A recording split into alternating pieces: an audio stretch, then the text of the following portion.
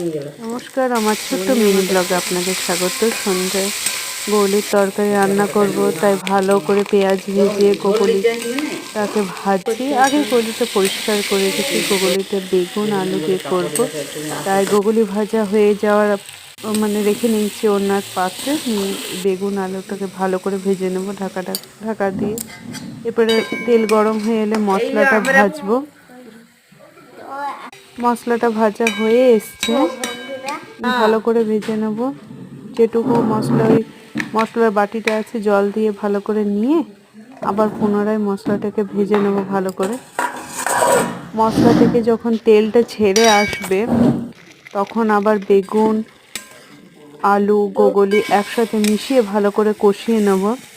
এবারে ভালো করে আস্তে আস্তে আস্তে আস্তে যতক্ষণ না তেলটা ছেড়ে আসছে, নিজে রং হয়ে আসছে, তত